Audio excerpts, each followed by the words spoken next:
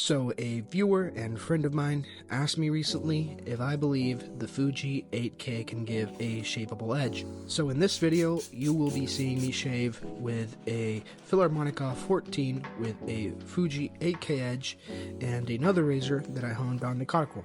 And why the cuticle? Well, you guys know me by now. Anytime I can have a cuticle edge to shave on camera, I will do that. But also because there's this misconception that cuticles are strictly 8K and 8K only, so why not put it to the test? And as you guys saw on the video, my first impressions using the Fuji 8K on the first pass with the grain is that this 8K is like no other 8K I've tried before. But what do I mean by that?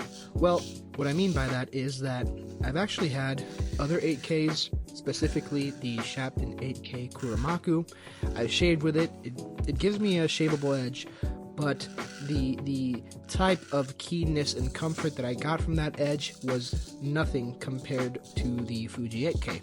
And I was also the owner of the Naniwa Superstone 10K. Comparing the 10K Superstone with the Fuji 8K, I feel like the Fuji 8K gives a better shapeable edge. Now you might be wondering, how can that be? 10K is better than 8K, so 10K should give a keener edge than 8K. And I know people who are new to this and they're hearing all this 8K, 10K, their head might be about to explode. And don't worry, my head is going to explode as well. I have no idea why an 8K stone performs better than the 10K stone. And quite frankly, I don't care. I don't care about the numbers. I just know what the stone can provide for my edge and how it feels on my face. And at the end of the day, you're going to be shaving with these edges, and that's what you should care about as well, in my opinion. And for a while now, we have heard that the Naniwa Hayabusa, which is like the little brother of the Fuji 8K, gives a really nice polish. I've heard a lot of people say that the Naniwa Hayabusa gives a better polish than the Naniwa Chosero 5K or the Arata 5K. In my experience, I had the Naniwa Arata 5K, and the polish under the microscope from the Hayabusa was a lot nicer. And that really doesn't matter. You guys know me. I'm not a scope guy. I use them as a tool, but I really don't care how the scratch pattern looks.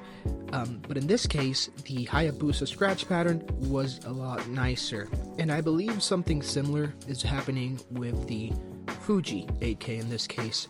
I feel like whatever Naniwa did while creating this stone, the edge that it produces is on another level.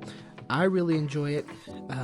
To answer your question, yes, you can shave off the Fuji 8K. And this is not something new. There have been other YouTubers in the space that have talked about this stone, primarily Keith Johnson, who he said before that he really can't shave with an 8K edge. I mean, he can. He shaved with a 1K. But he doesn't enjoy it, and I think he mentions in one of his videos that the one that came the closest was the Snow White, but the Fuji outperformed the Snow White during the shave.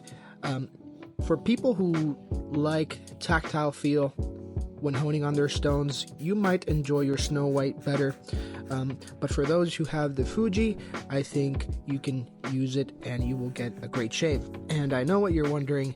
You're saying, Sean, you haven't mentioned the cuticle edge. Well, let's take a step back. The Fuji outperformed the 10K Naniwa, and the cuticle, you guessed it, outperformed the Fuji. It's a cuticle edge. It's a great edge. It polishes really nice. There's really quite nothing like it. The comfort that it provides, it's on another level. And anyways, that's it for today. Thanks for watching.